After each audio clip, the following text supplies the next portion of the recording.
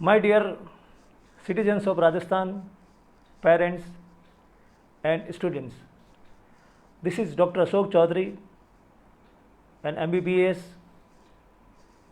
ex-officer of IAS Allied and President of Abhinav Rajasthan Party.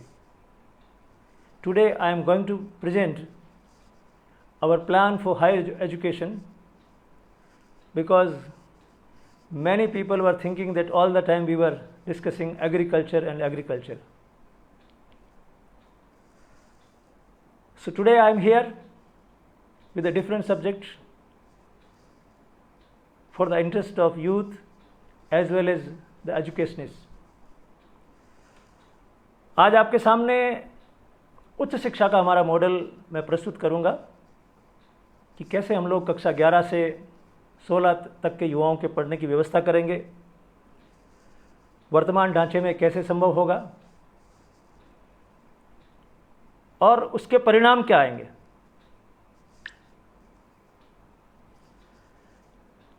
और आप जब ये सारी योजना सुनेंगे तो आपको संतुष्टि होगी कि अभिनव राजस्थान में जब आप जिएंगे तो जीने का ढंग आनंद से भरा हुआ होगा, समृद्धि से भरा हुआ होगा, और जैसा हम लोग सपनों में सोचते हैं कि काश ऐसा होता वैसा होगा और बहुत जल्दी होगा। आज विजयदशमी है, मैं सबको शुभकामनाएं देता हूं इस पवित्र अवसर पर कि हमारे सबके भीतर जो नेगेटिव एस्पेक्ट्स हैं, गलत धारणाएं हैं, मान्यताएं हैं, वो कम हो और हम लोग जीवन के बारे में अच्छा सोचें, दूसरों के लिए कुछ करने की सोचें और इस देश को, इस राजस्थान को बहुत आगे बढ़ाने के बारे में विश्वास से भर जाएं। ऐसी शुभकामनाएं मैं सबको प्रेषित करता हूं। दोस्तों, आज का हमारा सब्जेक्ट ये रहेगा कि कक्षा 11 से 16 तक के युवाओं को अभिनव राजस्थान में क्या पढ़ाया जाएगा, कैसे पढ़ाया जाएगा और क्यों पढ़ाया जाएगा।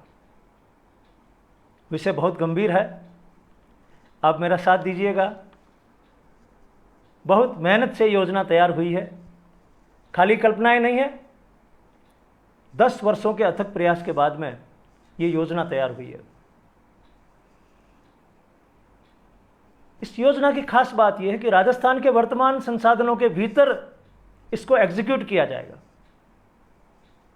इसमें एक भी बात ऐसी नहीं जो हवाई है, सब कुछ धरातल पे व्यवहारिक है।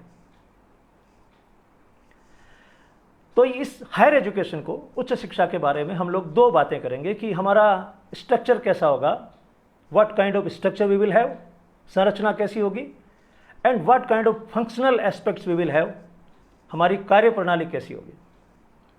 इन 2 एस्पेक्ट्स पे हम लोग बात करेंगे, बहुत ब्रीफ, बहुत सटीक बात करेंगे।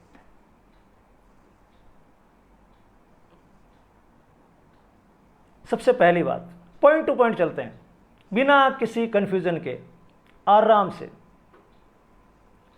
First point, what do you mean by अभिनव एजुकेशन।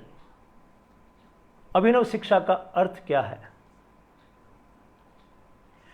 अभिनव शिक्षा का अर्थ है वह शिक्षा जो सार्थक हो, जो उपयोगी हो और जो युवाओं की एनर्जी, उनकी ऊर्जा का ठीक से इस्तेमाल कर सके, उसे ठीक से दिशा दे सके। I repeat it, Abhinav education means a meaningful education, a useful education, and a mechanism by which we can channelize the energy of youth. ऐसी एजुकेशन देने का लक्ष्य होगा अभिनव एजुकेशन में या अभिनव शिक्षा में। सार्थक शिक्षा का क्या मतलब है।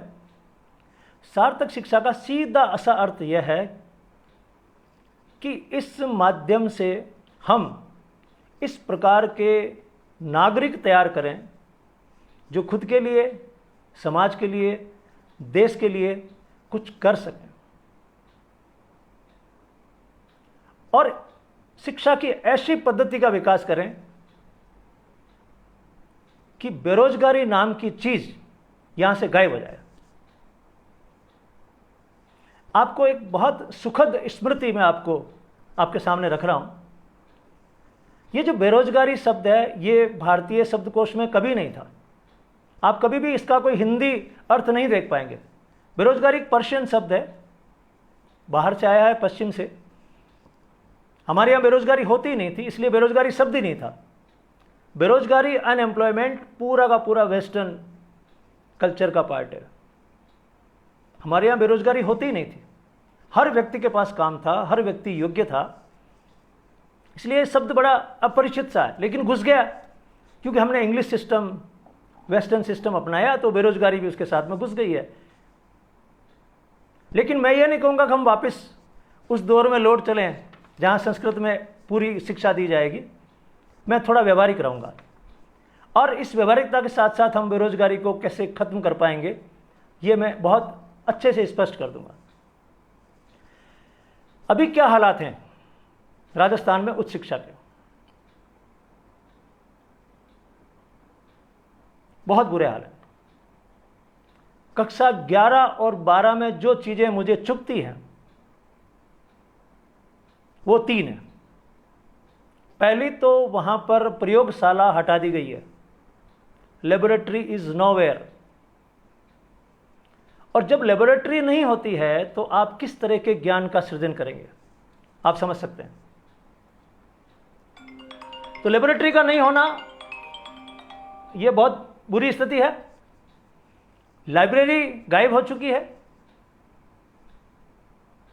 और तीसरी बात, यह मैं कर रहा हूं कक्षा 11-12 की, जिसे आप सीनियर सेकेंडरी कहते हैं।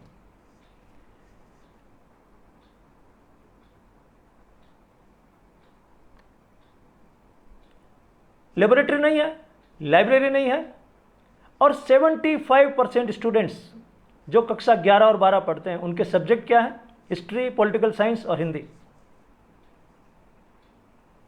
और ये तीनों सब्जेक्ट्स ऐसे हैं जिनका एकदम से बहुत ज्यादा उपयोग समाज में नहीं है। तो हम जिस तरह की शिक्षा का सृजन कर रहे हैं उसका एकदम से समाज में उपयोग नहीं होना, ये कलंक है। समस्या नहीं है, कलंक है। मैं इसे कलंक कहता हूं, प्रॉब्लम नहीं है। Blot on the society.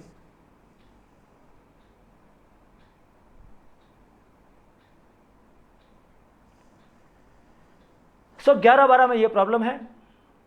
और फिर 13 से लेकर 16 तक, जिसे हम कॉलेज कहते हैं, वहां क्या प्रॉब्लम है? क्लास ही नहीं लगती है।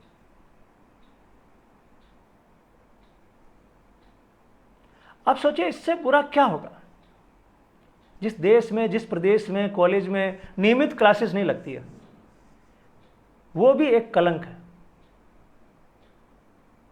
यानी ये क्लासेस का नहीं लगना और बेरोजगारी, दोनों चीजों को हम राजस्थान के जो 11 कलंक है उसमें से 2 कलंक मानते हैं। क्लासेस का नहीं लगना कॉलेज में और बेरोजगारी। जब किसी स्टूडेंट ने पढ़ लिया है, ग्रेजुएशन कर लिया है, पोस्ट ग्रेजुएशन कर लिया है, तो फिर अनएम्प्लॉयड कैसे रहेगा वो? और अगर रह रहा है, इसका मतलब आपकी एजुकेशन में कोई डिफेक्ट है।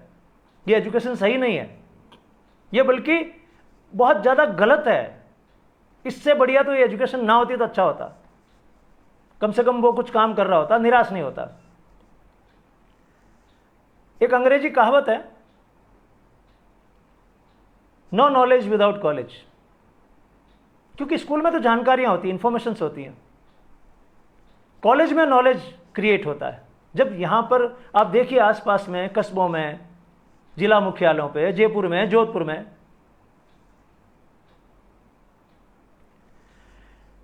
क्लास ही नहीं लग रही है। आप सोचिए जिस देश में, जिस प्रदेश में कॉलेज की क्लास नहीं लगती है, उसके भविष्य के बारे में आप क्या सोच सकते हो?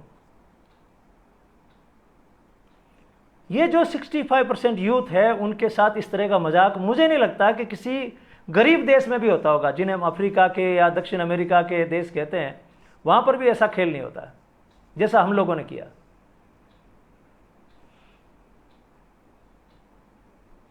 तो ये हालात हैं राजस्थान के।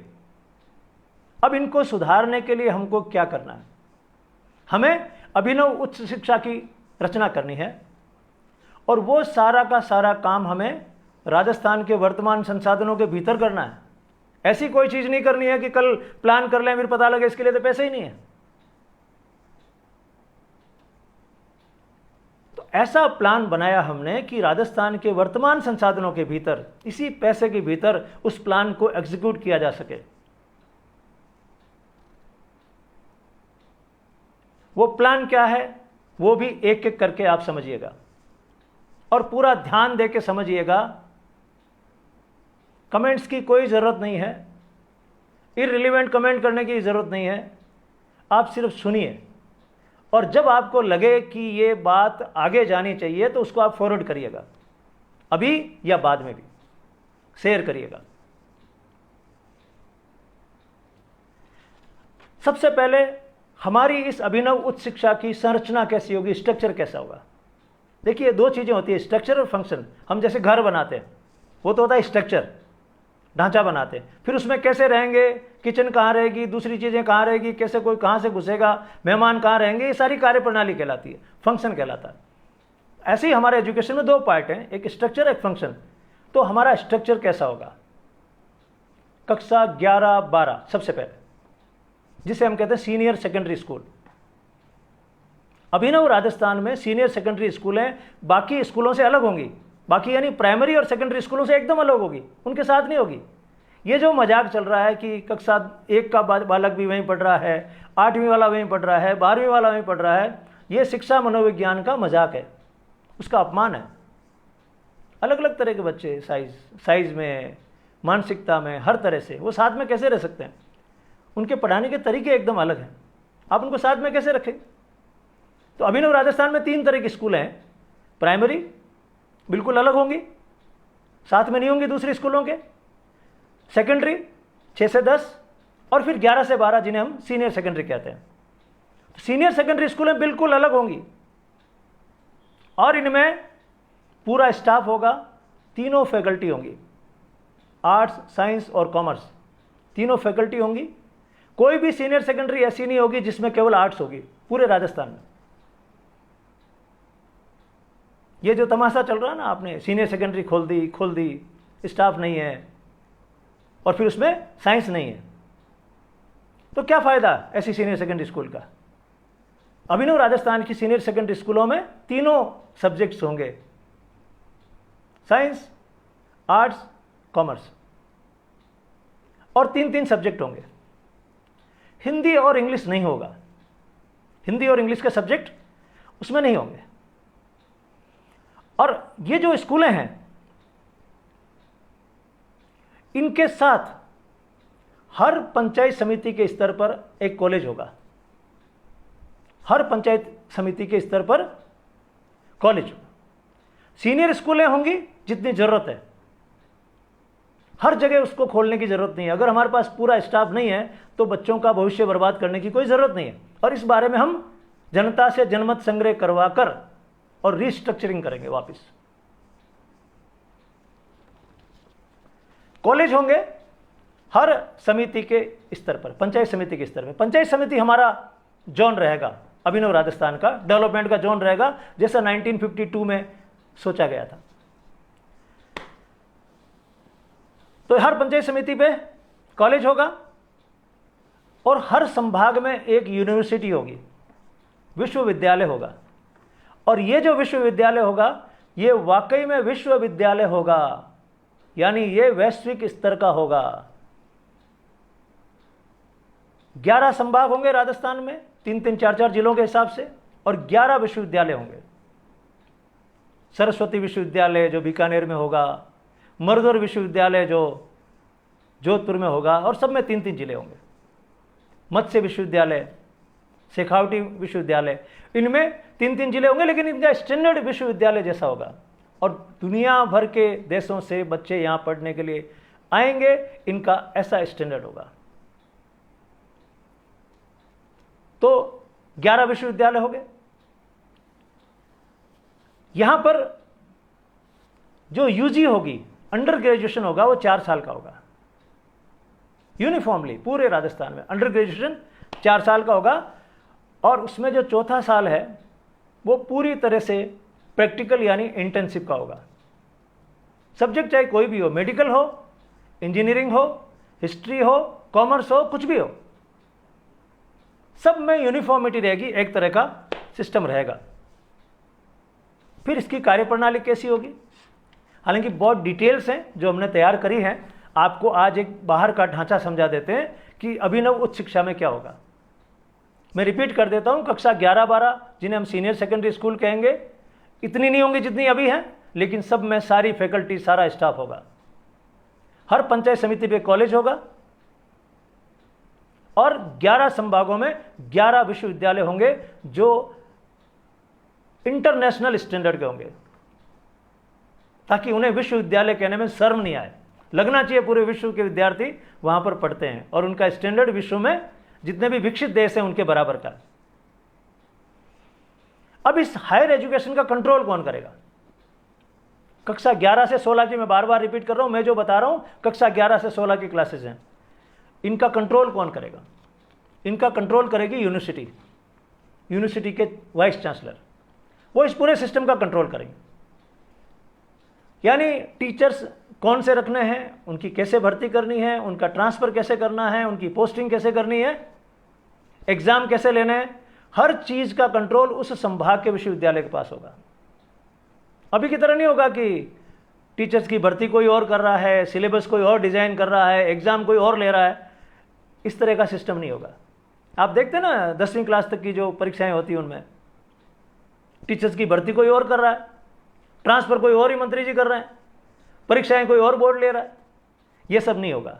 तो कक्षा 11-12 को अब माध्यमिक शिक्षा बोर्ड से बाहर कर दिया जाएगा। कक्षा 11-12 को बोर्ड से बाहर करके यूनिवर्सिटी के अंडर में कर दिया जाएगा। हायर एजुकेशन मीन्स सारी यूनिवर्सिटी के अंडर में रहेगी, स्पेशलाइजेशन। तो कंट्रोल यूनिवर्सिटी के पास में होगा पूरा का पूरा। 11-12 क्लास में 3 सब्जेक्ट पढ़ाए जाएंगे, जैसे मैंने अभी आपको बताया। हिंदी इंग्लिश नहीं होगी उसमें। हिंदी इंग्लिश जितनी पढ़नी है, जाननी है, भाषा का जितना बेसिक नॉलेज होना है वो 10वीं तक हो चुका। 10वीं तक हिंदी इंग्लिश बोलना आ जाना चाहिए, बोलना आ जाना चाहिए। 100 में से 80, 90, 95 नंबर का कोई मतलब नहीं, उनको बोलना आ जाना चाहिए। वो टारगेट रहेगा हमारा अभिनव शिक्षा में 10वीं का। तो अब इंग्लिश और हिंदी सब्जेक्ट को रखने की आगे जरूरत नहीं है। अब इंग्लिश और हिंदी को ही लेंगे तो वो ग्रेजुएशन के हिसाब से सब्जेक्ट लेंगे कि मुझे हिंदी में ग्रेजुएशन करनी है कि मुझे इंग्लिश में करनी है। और ये जितनी भी पढ़ाई होगी हायर एजुकेशन में, आधी थ्योरी आधा practical. Half of that will be theoretical, half of them that will be practical. बिना प्रैक्टिकल किए हुए कभी भी नॉलेज का सृजन नहीं होता है। ये जो भारतीय पद्धति से हम पढ़ा रहे हैं बच्चों को, इसके कारण ही नोबेल पुरस्कारों की लिस्ट में हमारे बच्चों का नाम नहीं आता है। अभी 2 दिन से नोबेल पुरस्कार अनाउंस हो रहे हैं ना, उनमें क्यों नाम नहीं आता भारतीयों का? क्यों हम सोचते हैं अमेरिका के उसको फिजिक्स में नोबेल मिला है, इंग्लैंड वाले को बायोलॉजी में, मेडिसिन में नोबेल मिला, क्यों मिले उनको? इसका एक ही कारण है कि हमने प्रैक्टिकल बंद कर दिया। ये सुसाइडल है, ये हमारी एजुकेशन के लिए सुसाइडल स्टेप है। इसको रिवर्ट करेंगे अभिनव राजस्थान में। तो आधा प्रैक्टिकल आधी थ्योरी, ऐसा हमारा सिस्टम होगा अभिनव हायर एजुकेशन। अब 12वीं जैसी होती है पास, उसके बाद में बहुत सारे स्टूडेंट्स हैं वो चले जाएंगे प्रोफेशनल कॉलेजेस में। तो अभी जो सिस्टम चल रहा है उसको एकदम से नहीं बदलेंगे रातों रात, उसी को चलने देंगे। उसके साथ साथ ये चेंजेस चलते रहेंगे, लेकिन ये चेंजेस ऐसे होंगे कि 2-3 साल में उन्हीं के अंदर फिट हो जाएंगे। तो कक्षा 12 के बाद में बहुत सारे स्टूडेंट्स तो चले जाएंगे प्रोफेशनल कॉलेजेस में, मेडिकल कॉलेज में चले जाएंगे, इंजीनियरिंग कॉलेज में चले जाएंगे, एग्रीकल्चर कॉलेज में जाएंगे, वेटनरी में जाएंगे, नर्सिंग में जाएंगे, फार्मा में जाएंगे, म्यूजिक में जाएंगे, स्पोर्ट्स में जाएंगे। और हर यूनिवर्सिटी के पास रीजनल लेवल पे एक ऐसा प्रीमियम इंस्टीट्यूशन होगा और जिसका एग्जाम वो यूनिवर्सिटी करवाएगी। उनका एग्जाम यूनिवर्सिटी कराएगी, तो उनके एडमिशन्स इन कॉलेजेस में हो जाएंगे। यानी बीकानेर संभाग में एक मेडिकल कॉलेज होगा, एक इंजीनियरिंग कॉलेज होगा, एक वेटनरी कॉलेज होगा, एक एग्रीकल्चर कॉलेज होगा, एक नर्सिंग का, एक फार्मा का, एक बीएड का, एक एसटीसी का, एक स्पोर्ट्स का, एक कल्चर का, ऐसे कॉलेजेस होंगे, ये प्रोफेशनल कहलाएंगे। 12वीं के बाद इनमें एडमिशन होगा। और इनके अलावा जो एडमिशन्स लेंगे बीए में, बीकॉम में, बीएससी में, वो केवल एक सब्जेक्ट पढ़ेंगे, जिसे आजकल हम ऑनर्स कहते हैं। केवल एक सब्जेक्ट 4 साल का। ये सारे के सारे ग्रेजुएशन कोर्सेज 4 साल के होंगे और 1 साल प्रैक्टिकल का।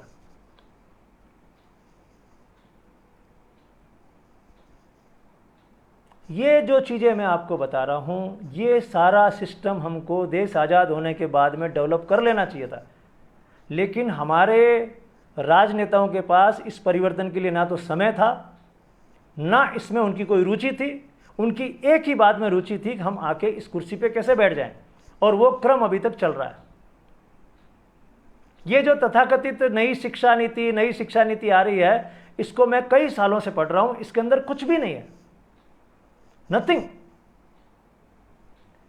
ये क्लेम नहीं कर सकते कि इस शिक्षा नीति में पढ़ने के बाद में कोई युवा बेरोजगार नहीं रहेगा। जब तक वो ये क्लेम नहीं करते हैं, कोई फर्क नहीं पड़ता कि आप हिस्ट्री में क्या पढ़ाते हैं, आप केमिस्ट्री में क्या पढ़ाते हैं, आप फिजिक्स में क्या पढ़ाते हैं, कैसे पढ़ाते हैं, कोई फर्क नहीं पड़ता। Ultimate aim should be employment and generation of confidence in the youth. ये अल्टीमेट एम होना चाहिए। वो नहीं है अभी, तो इसलिए मुझे इन शिक्षा नीतियों में कोई रुचि नहीं है।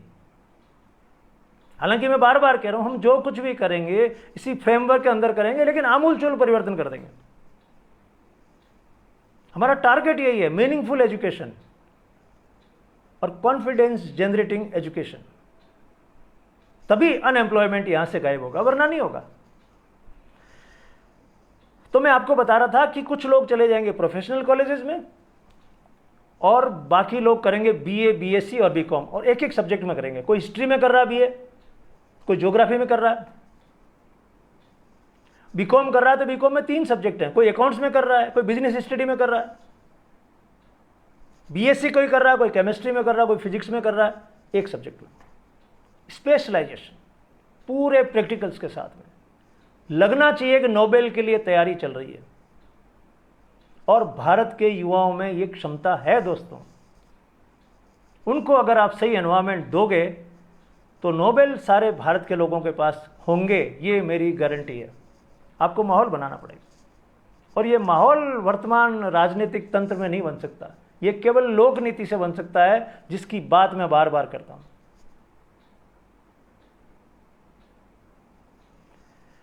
तो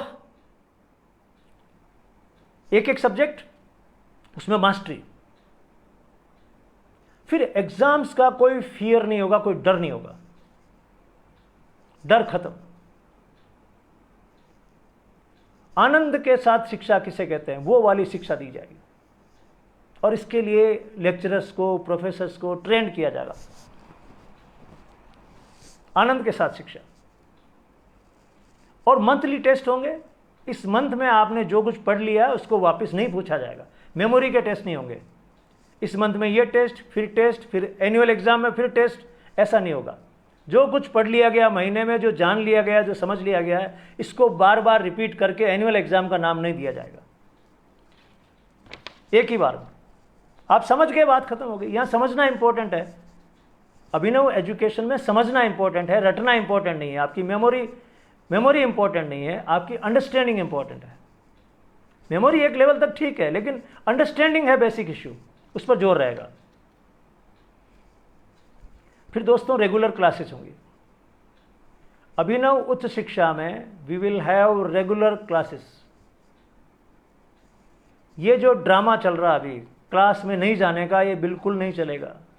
you have to attend the class, और आपको पूरे अनुशासन में रहना होगा। क्लासेस लगेंगी पूरी, किसी भी तरह का कोई कंप्रोमाइज क्लासेस को लेके नहीं होगा। जैसा अभी चल रहा है वैसा नहीं होगा कि अभी केवल इलेक्शंस के टाइम में स्टूडेंट्स एक बार कॉलेज में आते हैं, फिर एग्जाम के टाइम में आते हैं, बाकी कॉलेज में कोई नहीं जाता। ये सब तुरंत बंद किया जाएगा।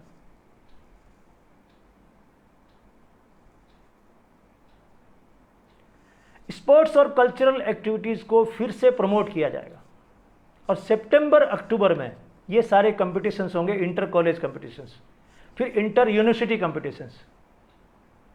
ये हमारे देश को ओलंपिक में आगे की पंक्ति में खड़ा करने के लिए सबसे बेसिक नीड है, ज़रूरत है।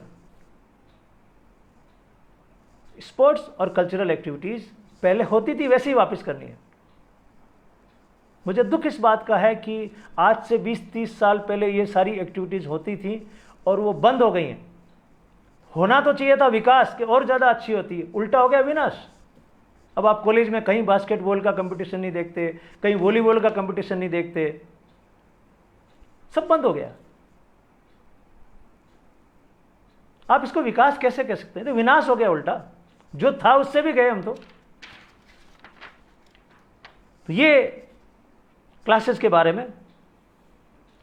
फिर अगली बात, हम गवर्नमेंट में लोगों को लेने के लिए सरकार में कौन लोग जाएंगे, जिसे आप सरकारी नौकरी कहते हैं।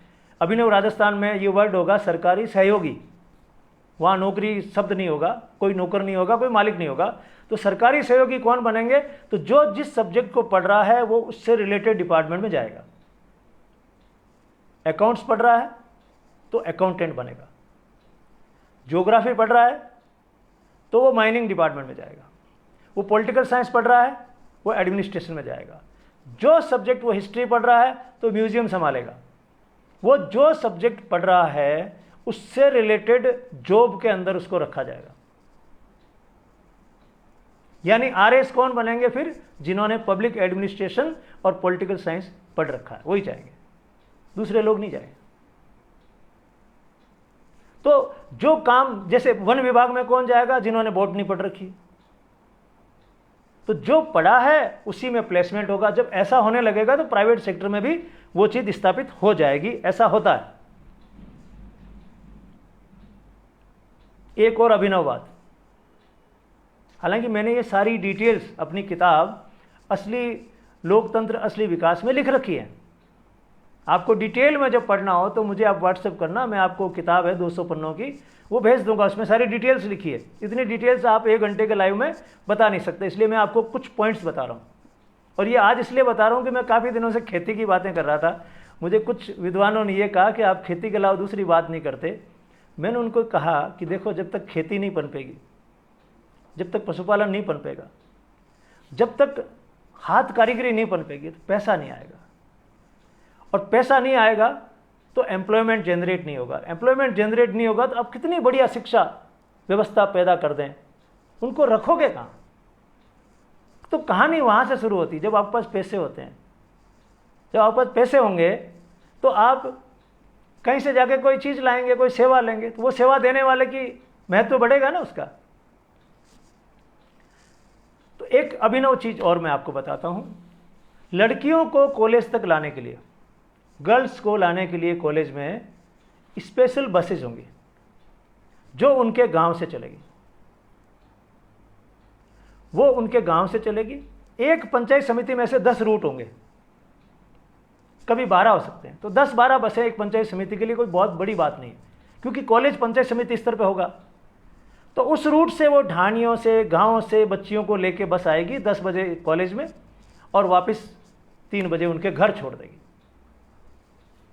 तो लड़कियों के लिए बहुत विशेष इंतजाम होगा, और इस इंतजाम में हर पंचायत समिति को साल में 1 या 2 करोड़ रुपया खर्च होगा, जो बहुत ज़्यादा अमाउंट नहीं है। तो कोई भी लड़की बिना कॉलेज एजुकेशन के नहीं रहेगी और अपने घर का खाना खाएगी, घर पे रहेगी।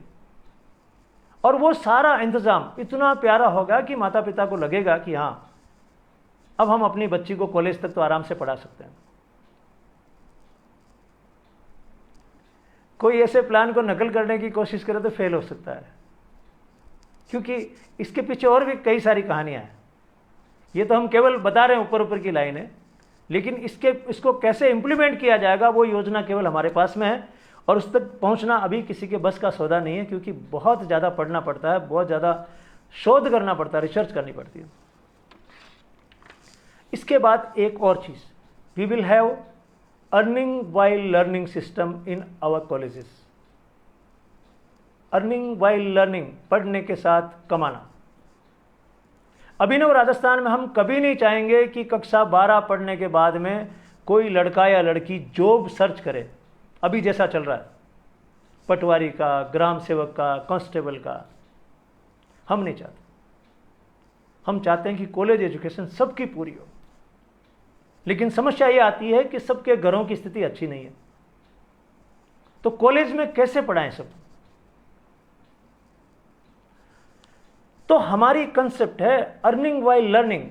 कॉलेज में जितने भी स्टूडेंट्स पढ़ेंगे राजस्थान के, अभी 10 से 15 लाख के बीच में उनकी संख्या है, उन सबको हर महीने 5,000 रुपया, हर महीने 5,000 रुपया मिलेगा गवर्नमेंट की तरफ से, जब तक वो कॉलेज में पढ़ेंगे। इस स्कीम पे कभी आपको डिटेल में बताऊंगा तो आपको बहुत आनंद आएगा। लेकिन ये खर्च बहुत ज़्यादा नहीं है, 5 से 7,000 करोड़ रुपए का खर्चा है।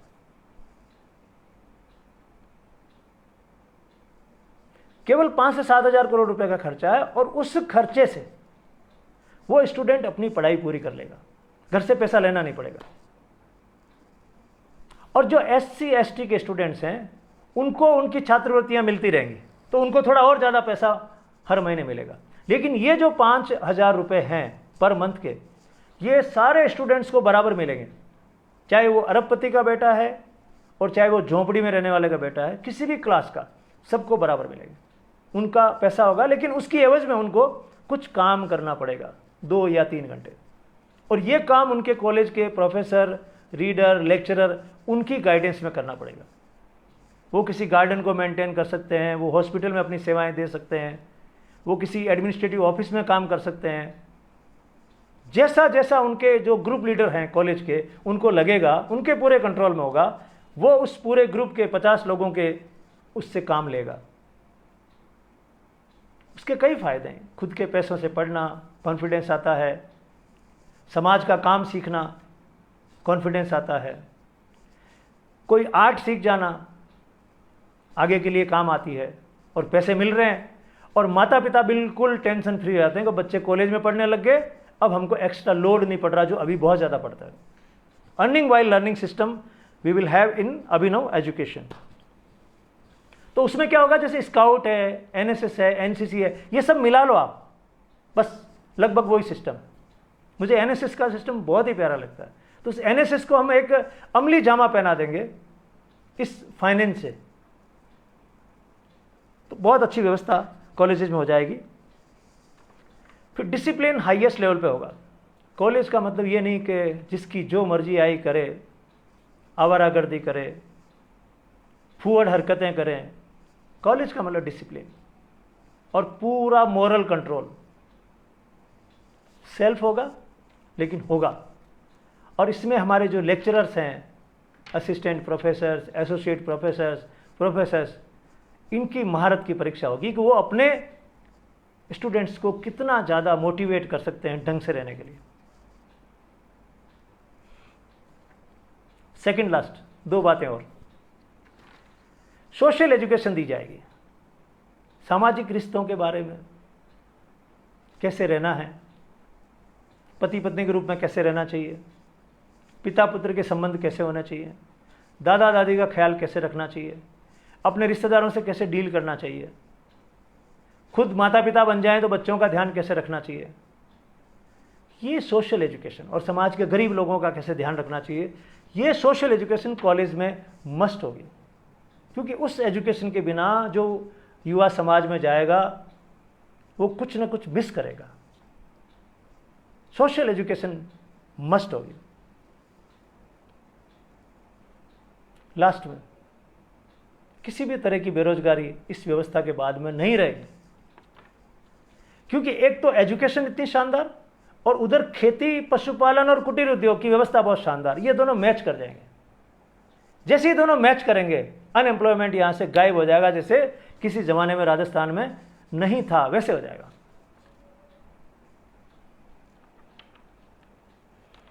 आखिरी बात, इन अभिनव राजस्थान एजुकेशन सिस्टम और in that society we will have highest respect for the teachers. They will be the highly respected persons of society. We will ensure that. जिस समाज में शिक्षक और चिकित्सक का सम्मान अधिक होता है दोस्तों, वो समाज, वो प्रदेश, वो देश विकास करता है। ये बात राजस्थान को और हिंदुस्तान को स्वीकार करनी पड़ेगी। हम उन पर विश्वास करेंगे, वी विल बिलीव देम, हम उनको जिम्मेदारी देंगे और उनके सिस्टम में कोई दूसरा इंटरफेयर नहीं करेगा, नोबडी।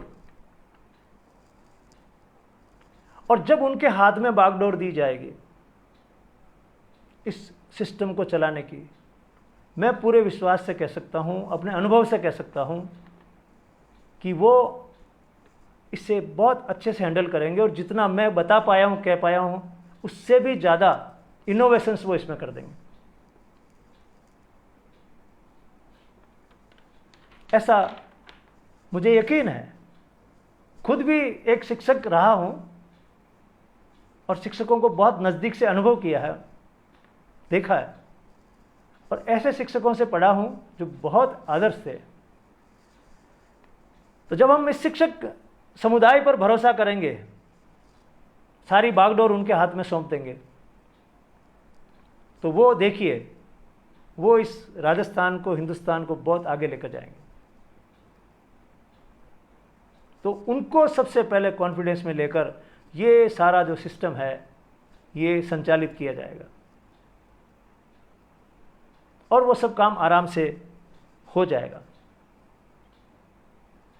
हालांकि जो मैं बातें कह रहा हूं, ये बातें उनको कहनी चाहिए थी, लेकिन अब कॉलेज बंद हो गया, वो किसको कहें।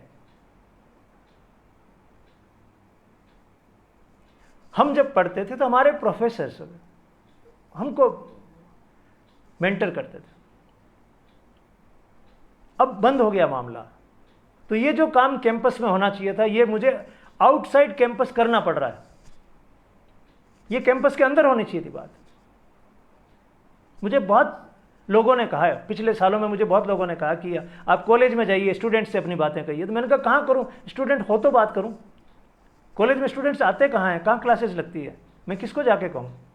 तो कभी कभी जब मुझे मौका मिलता था, स्पेशली नागौर के गवर्नमेंट कॉलेज में, तो मैं एनएसएस के स्टूडेंट से बात करता था। बाकी तो राजस्थान यूनिवर्सिटी में आप जाके किसको मिलो, जोधपुर यूनिवर्सिटी में जाके किसको मिलो, वहाँ कभी प्रोग्राम्स भी होते थे, वो राजनेताओं के होते हैं स्पेशल प्रोग्राम, जिसमें कुछ कहने करने को कुछ होता नहीं है। शिक्षाविदों के कार्यक्रम वहाँ पे होते नहीं है। कोई इंडिया का इकोनॉमिस्ट आता हो वहाँ बात करने के लिए, कोई पॉलिटिकल साइंटिस्ट आता हो, कोई केमिस्ट्री का विद्वान वहाँ पर आता हो, उसकी संगोष्ठी, ऐसा कुछ आजकल होता नहीं है। तो जो काम कैंपस के अंदर होना चाहिए था वो नहीं हो पा रहा। कोई बात नहीं, बाहर से करेंगे, कैंपस को फिर से चार्ज करेंगे, फिर कैंपस अपने आप आगे बढ़ता रहेगा। और पूरी दुनिया में जो चेंजेस हुए दोस्तों, they have been done by the campus. Campus के बिना नहीं होता है। क्रांति और कैंपस दोनों एक दूसरे के पर्यायवाची हैं।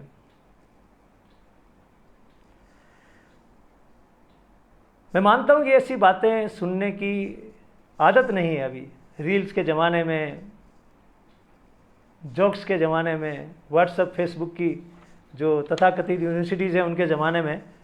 लेकिन हमें अपना काम करना होगा, क्योंकि हम बहुत गंभीर हैं इस राजस्थान और हिंदुस्तान को बदलने के लिए।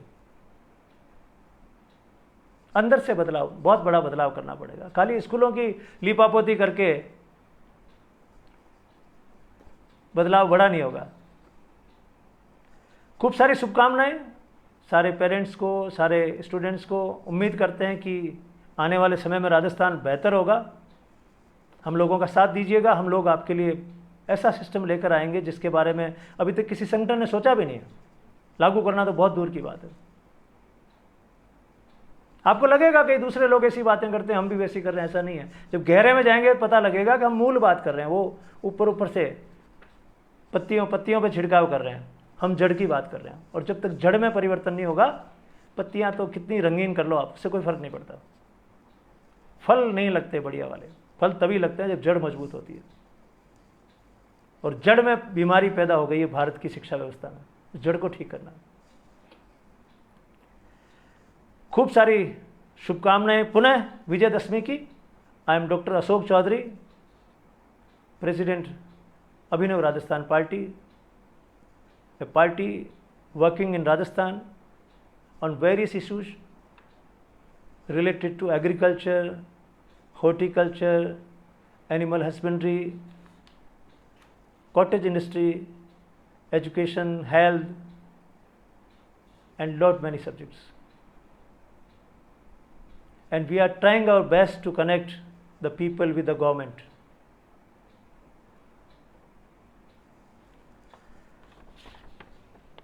वंदे मातरम, इनकलाब जिंदाबाद, जय हिंद।